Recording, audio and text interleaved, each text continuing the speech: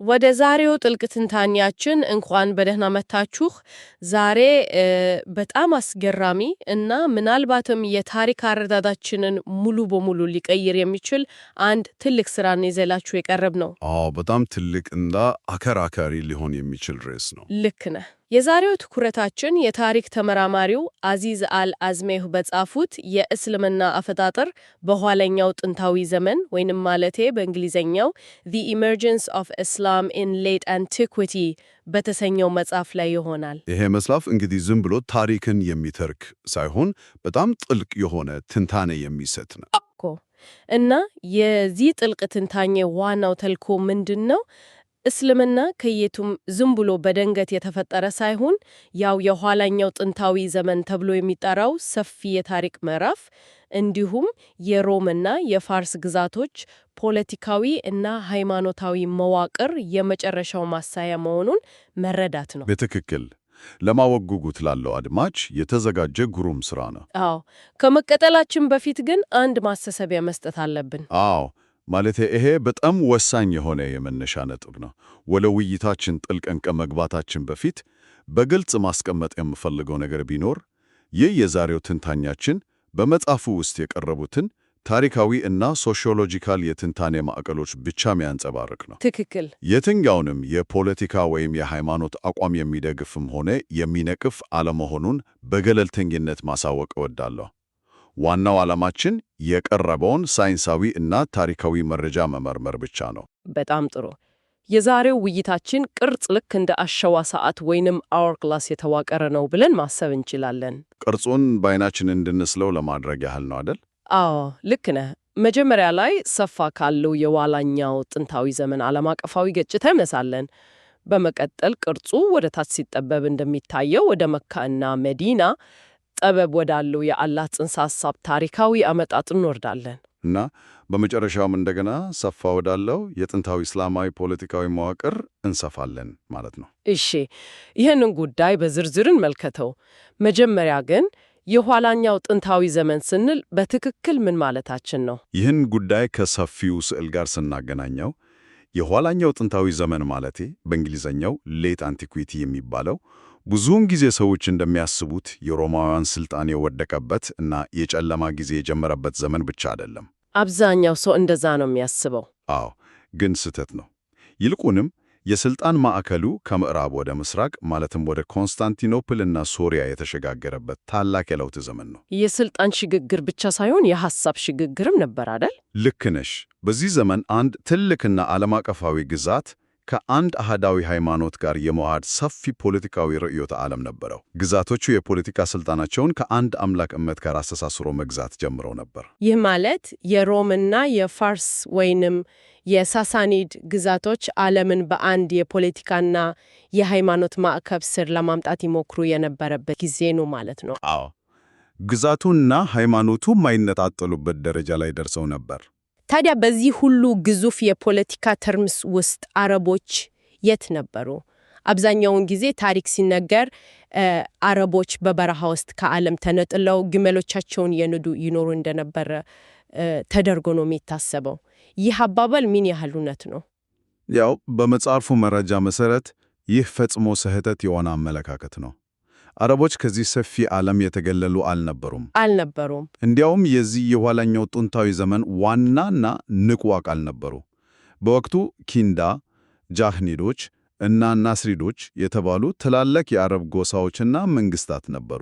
እነዚህ መንግስታት ከትላልቆቹ ኢምፓየሮች ጋር ግንኙነት ነበራቸው ማለት ነው? አዎ፣ በሚገባ። እነዚህ ኃይሎች በሮምና በፋርስ ግዛቶች ስር በመሆን ፖለቲካዊና አስተዳደራዊ ማዕከላዊነትን እያጠኑና እየተለማመዱ ነበር። እንደ ተባባሪ ነበሩ ማለት ነው? አዎ። የሮምና የፋርስ መንግስታት እነዚህን የአረብ ነገስታት ድንበሮቻቸውን ለማስጠበቅ፣ የንግድ መስመሮችን ለመቆጣጠር እንደ ተባባሪ ጦር ይጠቀሙበት ነበር። ይህ እኮ አስገራሚ ነው። ይህ ማለት አረቦች ራቅ ብለው ዝም ብለው የሚመለከቱ ሳይሆን በወቅቱ ከነበሩት ታላላቅ ኢምፓየሮች ጋር በቅርበት እየሰሩ ነበር ማለት ነው። በትክክል አብረው የፖለቲካውን ጨዋታ እየተጫወቱ ነበር። ታዲያ ከነዚህ ታላላቅ ግዛቶች ጋር የነበራቸው ቅርበት ምን አስተማራቸው? ዝም ብለው ድንበር ጠባቂ ወታደር ብቻ ነበሩ ወይስ ሌላ የወሰዱት ልምድ ነበር? በጣም ጥሩ ጥያቄ ነው። ድንበር ጠባቂ ብቻ አልነበሩም። ከሮማውያንና ከፋርሶች ጋር በነበራቸው የጠበቀ ግንኙነት ምክንያት ግዙፍ አስተዳደራዊ ልምዶችን ቀስመዋል። ለምሳሌ ምን አይነት ልምዶች? ለምሳሌ የፖስታ ስርዓትን እንዴት መዘርጋት እንደሚቻል፣ ወታደራዊ አደረጃጀትን፣ ግብር መሰብሰብን እና ፖለቲካዊ ውህደትን ከነዚህ ታላላቅ ግዛቶች ተምረዋል። ማለቴ የመንግስት አስተዳደርን ኮፒ ያደረጉ ነበር ማለት ይቻላል? በአጭሩ አረቦች ወደፊት ለሚገነቡት ግዙፍ የፖለቲካ መዋቅር እና ወደ ዓለም አቀፉ የፖለቲካ መድረክ ለመግባት በቂ ልምምድ እያደረጉ ነበር ማለት ይቻላል። ይህ እኮ የኋላኛው ታሪክ ሲነበብ በጣም ትልቅ ትርጉም ይሰጣል። ሰዎች እንዴት በአንድ ጊዜ ተነስተው ዓለምን ሊቆጣጠሩ ቻሉ ብለው ሲያስቡ መልሱ እዚህ ጋር ነው ያለው። አስቀድሞ ስልጠናቸውን ወስደው ነበር ማለት ነው። ልክ ነሽ። ይህ ብቻም አይደለም። ይህ የተዋረዱ ፖለቲካ መዋቅር የአረብ ብሔረሰብ ማንነት እንዲዳበር ትልቅ አስተዋጽኦ አድርጓል። የጋራ ማንነት መፍጠር ጀመሩ። ልዩ ልዩ ጎሳዎች የነበሩት አረቦች ኦፊሻላዊ ለሆኑ ጉዳዮች አረብኛ ቋንቋን የጋራ መግባቢያ አድርገው መጠቀም የጀመሩት፣ የጋራ ፖለቲካዊ ትስስር መፍጠርና ማዕከላዊ አመራርን መቀበል የጀመሩት በዚህ ወቅት ነው። ይህ ሁሉ ሂደት ወደፊት ለሚመጣው ትልቅ ሃይማኖታዊና ፖለቲካዊ አብዮት መሬቱን እያለሰለሰ ነበር ማለት ነው። 100% መሰረት የጣለ ነበር። ነገሩ በጣም አጓጊ የሚሆነው እዚህ ጋር ነው።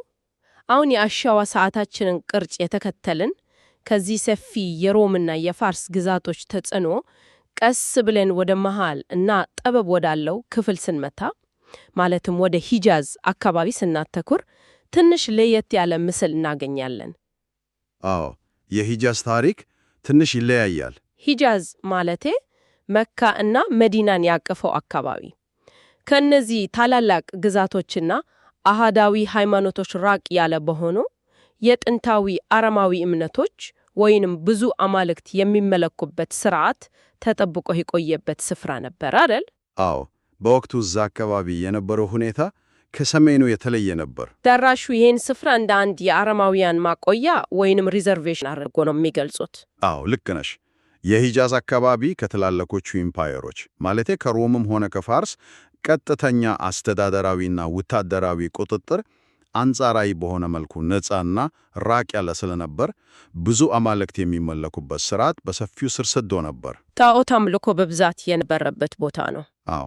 ነገር ግን በዚህ ሁሉ የብዙ ጣዖታት አምልኮ መሃል አላህ የሚለው ጽንሰ ሐሳብ እንዴት መጣ የሚለው የዚህ መጽሐፍ አንኳር ትንታኔ ነው። ይህ ነው እንግዲህ በጣም የሚያጓጓው ክፍል። በመጽሐፉ መሰረት መጀመሪያ ላይ አላህ የተለየ እና የራስ የሆነ አምልኮ ወይም የራስ የሆነ ቅርጽ ያለው ጣዖት ያልነበረው ስም ነበር። ታዲያ ምን አይነት አምላክ ነበር? ጣዖት ካልነበረ ይልቁንም በድንገተኛ የችግር ጊዜ ብቻ የሚጠራ አምላክ ነበር። ደራሲው አዚዝ አልአዝሜህ ይህንን ሁኔታ ለመግለጽ በአውገንብሊክስጎት የሚባል ቃል ይጠቀማሉ። አውገንብሊክስጎት ትርጉሙ ምንድን ነው? ትርጉሙም የቅጽበት አምላክ ማለት ነው። አላህ ስሙ እንደ አንድ የጋራ መጠሪያ የሚንሳፈፍ ነበር እንጂ የራሱ የሆነ የተለየ ካልት አልነበረውም። ይህ በጣም የሚገርም ሐሳብ ነው። የቅጽበት አምላክ ማለትም አላህ እንደ አንድ የተለየ አምላክ ሳይሆን በተለያዩ አማልክት ላይ የሚንሳፈፍ ማንም ሊጠራው የሚችል የጋራ መጠሪያ ነበር ማለት ነው። የገባኝን በአንድ ምሳሌ ልሞክረው። እሺ ቀጥይ። ልክ አንዳንዴ ማለቴ ከባድና ትልቅ ፈተና ሲገጥምን ብቻ ፈጣሪን እንደምንጠራው አይነት ማለት ነው። ሰዎች በደህናው ጊዜ ዝናብ ሲዘንብ እና ንግድ ሲሰምርላቸው የየራሳቸውን ልዩ ልዩ ጣዖታት እያመለኩ ይቆዩና ነገር ግን ባህር ላይ ሆኖ ትልቅ ማዕበል ሲመታቸው ወይም አቅም የሚያሳጣ አደጋ ሲያጋጥማቸው የየራሳቸውን ጣዖት ትተው ይህንን ሁሉን አቀፍ የሆነ ኃይል በድንገት አላህ ጣን ማለት ይጠሩታል ማለት ነው። ልክ ብለሻል። በጣም ግሩም ምሳሌ ነው።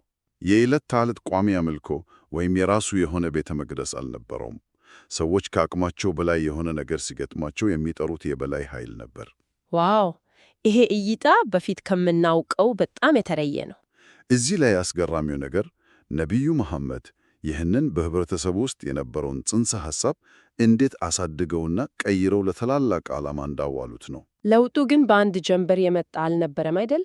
ቀስ በቀስ የተደረገ ሽግግር ነው የሚመስለው። መጀመሪያ ላይ አላህ የሚለው ቃል የካዕባ ጌታ ወይም ረብ ከሚለው ጽንሰ ሐሳብ ጋር ተቆናኘ። ረብ ማለት ምን ማለት ነው? ረብ ማለት ጠባቂ፣ አሳዳጊ ወይም ጌታ ማለት ነው። ከዚያም በማስከተል አልራህማን የሚለው ይቅር ባይና ሩህሩህ የሚለው ስያሜ መጣ። እየሰፋና እያደገ መጣ ማለት ነው። በትክክል። በመጨረሻም እነዚህ ሁሉ ልዩ ልዩ ባህሪያት በአንድ ላይ ተዋህደው አላህ ብቸኛው ሁሉን ቻይና ፈጣሪ አምላክ ወደሚል የመጨረሻ ደረጃ ተሸጋገረ። ደራሲው ይህን ሂደት እንዴት ነው የሚገልጹት? ይህንን ሂደት ወደ ላይ የተደረገ የባህሪያት ሽግግር ይሉታል። የብዙ አማልክትን ተለያዩ ሚናዎችና ኃይሎች ወደ አንድ ብቸኛ አምላክ ያጠቃለለ ታላቅ የሐሳብ አብዮት ነበር። ይህ የሐሳብ አብዮት ግን በሐሳብ ደረጃ ብቻ አላቆመም። ቦታንን እና ጊዜንም ጭምር ሙሉ በሙሉ የቀየረ አብዮት ነበር። አዎ፣ የተግባርም ለውጥ ነበረው። በመጀመሪያ ደረጃ ካዕባና ጥቁር ድንጋዩ የአዲሱ እምነት ማዕከል እንዲሆኑ ተደረገ።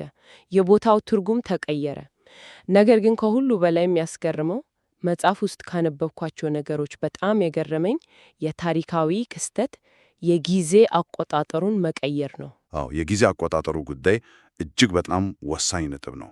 የድሮ አረብ ማህበረሰብ ንግዱንና ግብርናውን የሚመራበት፣ ወቅቶችን የሚያስተካክልበት የፀሐይና የጨረቃ የተቀላቀለ የጊዜ አቆጣጠር ነበረ። ወቅቶችን የሚያስማማ አቆጣጠር ነበር የሚጠቀሙት። ማለትም የሃይማኖት በዓላት ከንግድ ወቅቶች፣ ከእርሻ ምርት ስብሰባ ጋር የተሳሰሩ ነበሩ። አዲሱ እምነት ግን የጊዜ አቆጣጠሩን ሙሉ በሙሉ ወደ ጨረቃ አቆጣጠር ቀየረው አይደል? ይህ ለምን አስፈለገ? ይህ እጅግ በጣም ስትራቴጂካዊ እና ጥልቅ ትርጉም ያለው እርምጃ ነው። የጊዜ አቆጣጠሩን ሙሉ በሙሉ በጨረቃ ላይ ብቻ የተመሰረተ በማድረግ ወራቶቹ በየዓመቱ ወደ ኋላ እንዲንሸራተቱ አደረገ። ይሄ ማለት እንግዲህ ወቅቶቹ ቋሚ አይሆኑም ማለት ነው። አዎ፣ በትክክል።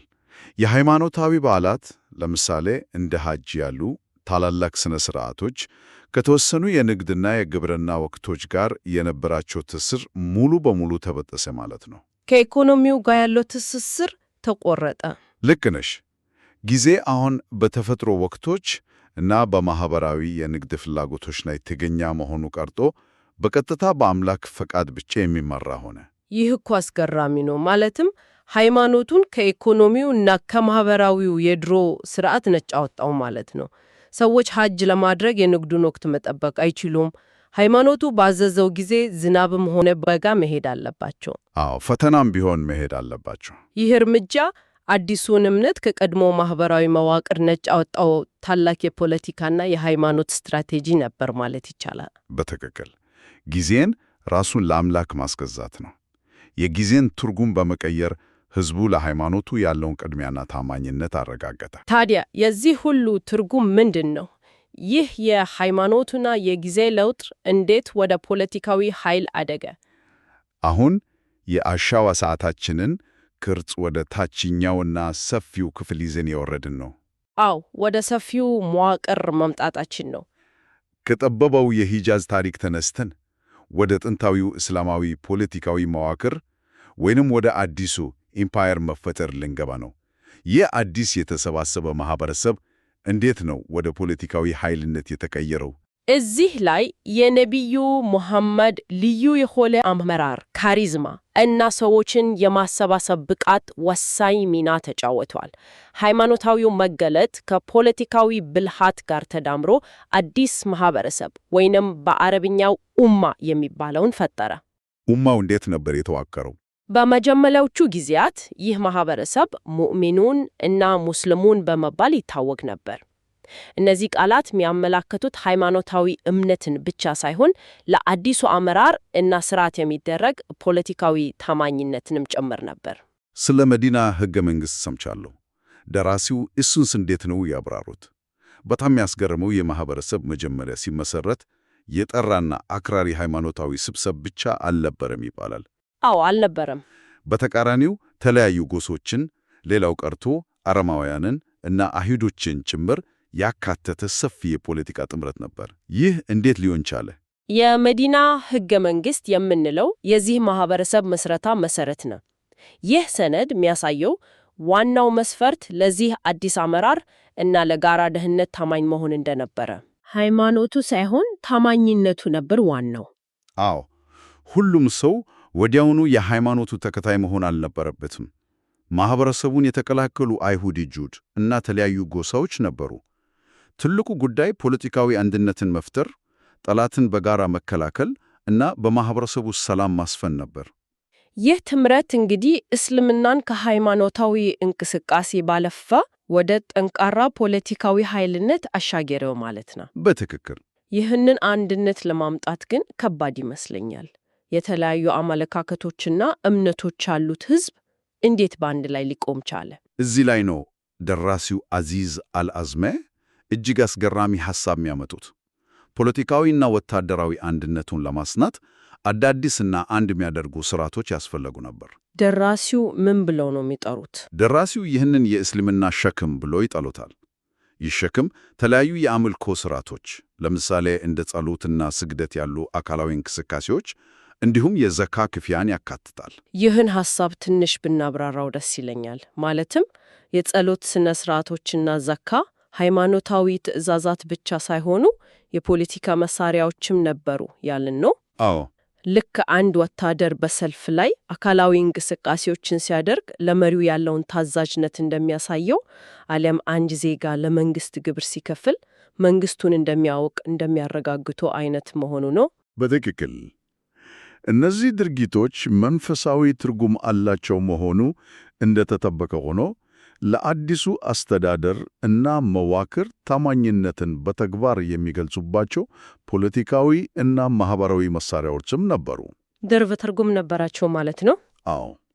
አንድ ሰው ሀብቱን ቀንሶ ዘካ ሲከፍል እና በቀን 5 ጊዜ በተወሰነ አቅጣጫ ሲሰግድ የአዲሱ የፖለቲካ ማህበረሰብ አባል መሆኑን እና ለአመራሩ መገዛትን በይፋ እያሳወቀ ነው። ይሄ የጋራ ድርጊት ማህበረሰቡን አንድ ላይ አሰራው። አዎ። ይሄ የጋራ ድርጊት እና ስነ ስርዓት ማህበረሰቡን በአንድነት እንዲገመድ ትልቅ አስተዋጽኦ አድርገዋል። ጠንካራ እና የተደራጀ ኃይል እንዲሆኑ አደረጋቸው። ይህ አንድነት እና ጠንካራ ማዕከላዊ አስተዳደር በመዲና ከተፈጠረ በኋላ ይህ ኃይል ወደ ውጭ መፍሰስ ጀመረ። አሁን መጀመሪያ ወደ አነሳነው ሰፊው ዓለም ወደ ሮም እና ፋርስ ግዛቶች ተመልሰናል። አሻዋ ሰዓቱ ሙሉ በሙሉ ሰፍቷል ማለት ነው። አዎ። ታዲያ የማህበረሰብ እንዴት ነው በአጭር ጊዜ ውስጥ ዓለም አቀፍ ኢምፓየር ለመሆን የቻለው? ይህ አንድ ጠቃሚ ጥያቄ ያስነሳል። ይህ በመዲና የተጀመረ አነስተኛና ወጣት ጥምረት እንዴት በጥቂት አስርተ ዓመታት ውስጥ ዓለም አቀፍ ግዛት ሊሆን ቻለ? አዎ፣ ምስጢሩ ምንድን ነው? መልሱ ያለው አረቦቹ በነበሩበት ውስጣዊ ጥንካሬ እና በአካባቢው በነበረው ዓለም አቀፋዊ የፖለቲካ ክፍተት ውስጥ ነው። ቀደም ብለን እንዳነሳነው የሮም እና የፋርስ ግዛቶች ለብዙ መቶ ዘመናት ባደረጉት ተከታታይ እና አድካሚ ጦርነት ክፉኛ ተዳክመው ነበር። እርስ በእርስ ተዳክመው ነበር። አዎ። ሁለቱም ኢምፓየሮች የውስጥ ቀውስና የኢኮኖሚ ድከት ውስጥ ነበሩ። አረቦች ቀደም ሲል ከእነዚሁ ኢምፓየሮች ያገኙት ወታደራዊ ልምድ እና አሁን ደግሞ ባገኙት አዲስ ሃይማኖታዊ እና ፖለቲካዊ አንድነት ታግዘው ይህንን የተፈጠረውን የታሪክ ክፍተት በሚገባ ተጠቅሞበታል። ከሂጃዝ የወጡት አረቦች በሶሪያ፣ በኢራቅ፣ በግብፅና በሌሎችም አካባቢዎች በፍጥነት መስፋፋት ቻሉ። በተለይ በኡመያዶች ዘመን ይህ አዲስ ኃይል የጥንታዊቷን ሮም እና የፋርስን ግዛት ቅርጽ የያዘ እስላማዊ ኢምፓየር ገነባ። የኡመያዶች ዘመን ታሪክ ደግሞ ሌላ ሰፊ ርዕስ ነው። በመጽሐፍ ውስጥ በጣም ትኩረቴን የሳበው ነገር ቢኖር ኡመያዶች የራሳቸውን አዲስ አስተዳደራዊ ስርዓት ከምንም አልፈጠሩም። ይልቁንም ቀድሞ የነበረውን የሮማውያንና የፋርሶች አስተዳደራዊ መዋቅር፣ የግብር መሰብሰቢያ ስርዓት፣ አልፎ ተርፎም የሳንቲምና የገንዘብ አጠቃቀም ወስዶ በአረብኛ ቋንቋ እና በእስልምና ሃይማኖት ማዕቀፍ ውስጥ አዲስ መልክ ሰጡት። ይህ እውነት ነው። ልክ ነሽ። በጣም እውነት ነው። አዲሱ የኢስላም ኢምፓየር ራሱ የኋለኛው ጥንታዊ ዘመን ፍሬና ቀጣይ ነው። ቀጣይነቱ ነው እንግዲህ ዋናው ነጥብ። አዎ። አረቦቹ ወደ ሶሪያና ኢራቅ ሲገቡ የነበረውን አስተዳደራዊ መዋቅር አላፈረሱም። ይልቁንም ተቆጣጠሩት እና አሻሻሉት። አንድ አህዳዊ ሃይማኖት እና አንድ አህዳዊ ግዛት የሚለው የሮማውያንና የፋርሶች የረጅም ጊዜ ህልም በአረቦች አማካኝነት በደማስቆ በኋላም በባግዳድ እውን ሆነ። ይህ እጅግ አስደናቂ የሆነ የታሪክ አረዳዳድ ነው። ስለዚህ እስልምና እና የአረብ ኢምፓየር የጥንታዊ ዓለም አጥፊና ነቃይ ሳይሆን የዚያው ዓለም ተፈጥሯዊ ቀጣይ እና በአዲስ ኃይል የተገነባ አዲስ ምዕራፍ ተደርጎ ሊወሰድ ይቻላል። አድማጮቻችን፣ የዛሬው ጥልቅ ትንታኔያችን እንዳሳየው በእውቀቱ ዓለም ውስጥ ነገሮች ከየትም ዝም ብለው አይፈጠሩም። የታሪክ ተመራማሪው አዚዝ አልአዝሜህ ባቀረቡት ጥልቅ ሳይንሳዊ እና ማህበራዊ ምርምር መሰረት እስልምና ከታሪክ ተነጥሎ በድንገት የተፈጠረ ክስተት ሳይሆን የኋላኛው ጥንታዊ ዘመን ረጅም ታሪካዊ፣ ፖለቲካዊ እና ሃይማኖታዊ ውህዳቶች ፍሬ መሆኑን መረዳት እንችላለን።